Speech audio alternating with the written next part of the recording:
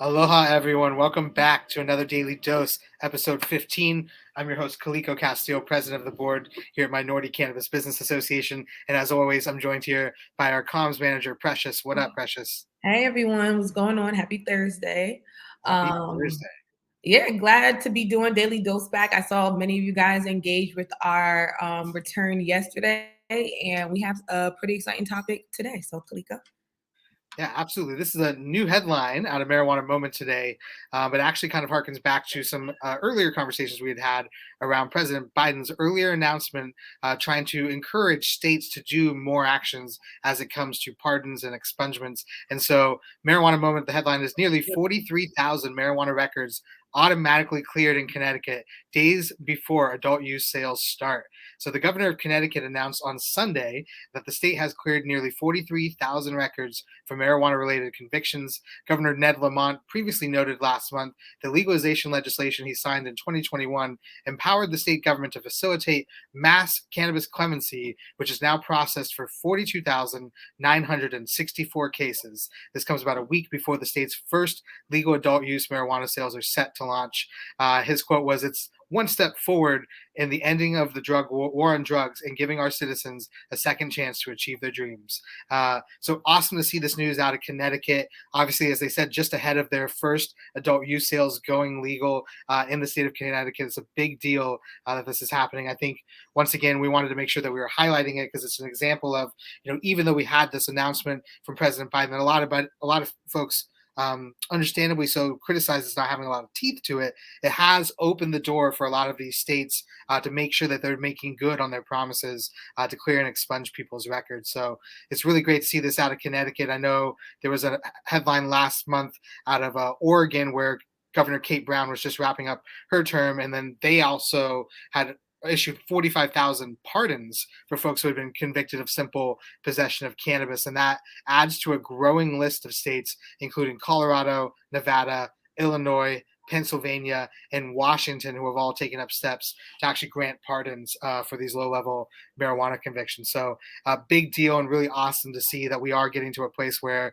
if we're going to have legal adult use sales, we're doing the stuff that we got to do to make sure that the folks who were previously arrested, convicted, and incarcerated and or had their records sort of damaged over the years are now being able to be brought back whole. So what are your thoughts on this, Precious? Any feedback on what's going on in Connecticut?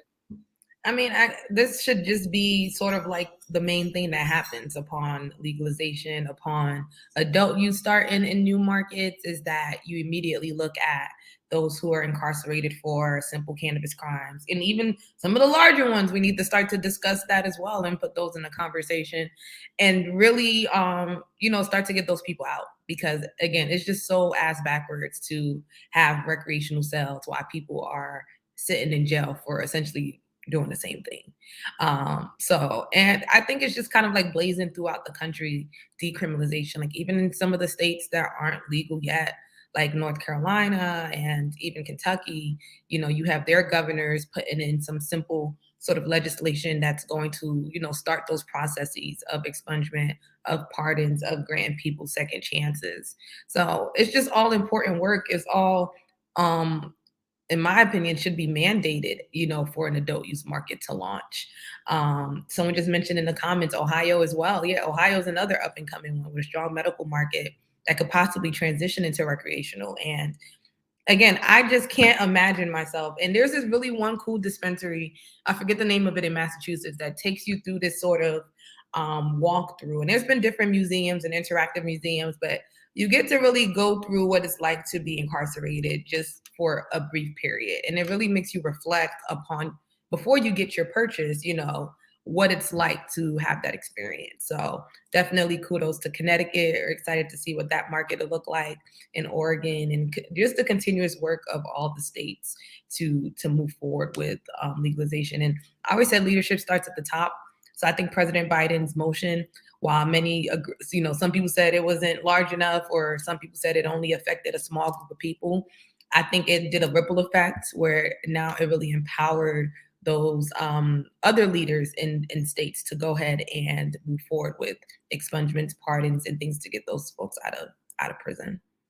Yeah, and I know you had mentioned a couple of those other states like North Carolina and Kentucky, and actually in this article from Marijuana Moment, it does talk about these Democratic governors in traditionally conservative red states Yeah. who are trying to move this issue forward. Reading back from the marijuanamoment.net article, North Carolina Governor Roy Cooper came out in support of marijuana decriminalization in October, saying it's time to end the stigma and announcing steps he's taken to explore his options for independently granting relief to people with existing convictions, right? This is a state Yeah. does not have adult use cannabis, but the fact that there is a governor who's actually looking to what they can do to expunge and take care of these records, and granting some relief to those folks is a big deal. And also in Kentucky, where Mitch McConnell, person who helped kill the SAFE Act, has basically railroaded any cannabis legislation. Same state, Kentucky Governor Andy Beshear, meanwhile, signed 2 cannabis-related executive orders in November, one to protect patients who meet certain criteria and possess medical cannabis legally obtained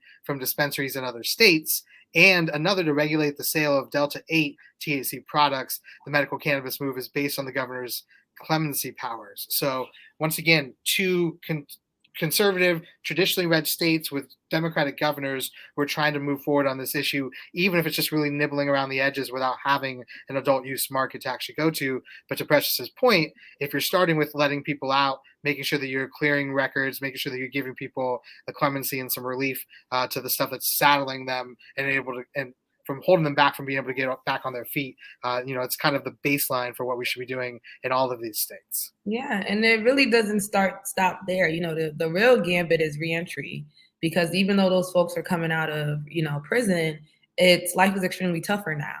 Housing, jobs, just so many other things. That is stifled because of that past conviction. So reentry is also something that should be in the conversation. I know many of the adult use states in their legislation have something in there, and also could be referred to back into our report, that allows people who have former convictions or former offenses in cannabis to still be able to be a part of the industry, which is kind of like what we all want to see. So definitely more movement on reentry too would also be dope to see as more of these expungement processes are happening, because you don't want all these people coming out of prison and then they can't do anything with their lives after that. So I think that's where the conversation has to go further. That's a great point. And I think one of the other nuances that we were picking up as we were reading this article, and then the one about Oregon as well, is sort of the differences between pardoning people who have been arrested for these crimes and expunging the records, right? So, like in Oregon, Governor Kate Brown pardoned 45,000 folks who had been convicted of some sort of marijuana crime. That doesn't actually take it off their record typically. Like if a governor takes an executive action and pardons someone, it's basically saying you no longer will suffer from any of the penalties of that crime. It does not actually mean that it's no longer on your record, right? So in places like Connecticut, where it's automatically being expunged and cleared from your record, that's actually a judicial action. So, and a lot of the times when they're writing these bills and acting or figuring out whether it's going to be an automatic expungement or whether this is something that's going to take executive action, those are 2 separate things. One basically dealing with the judicial branch, which does automatically clear it from records if it's written that way, versus the pardons coming from an executive office like a governor who's saying, hey, we're no longer going to punish you for these crimes, but it does still say on your record you have to go through additional hoops and additional steps to basically get that cleared and sealed from your record, if you will. Exactly. So that's just something that I think, I'm excited to see decriminalization lead in the forefront prior to adult use sales starting in any state. I know a lot of it is written into the legislation. I know a lot of it kind of launches with, a state either voting or entering a referendum to allow adult use sales. And it really should even start on the medical side as well for those who are still trying to come on medical. So no, this is exciting. Again, I think there's still a lot more work to be done. I think we all agree about that. And, here at MCBA, we're also a part of that work.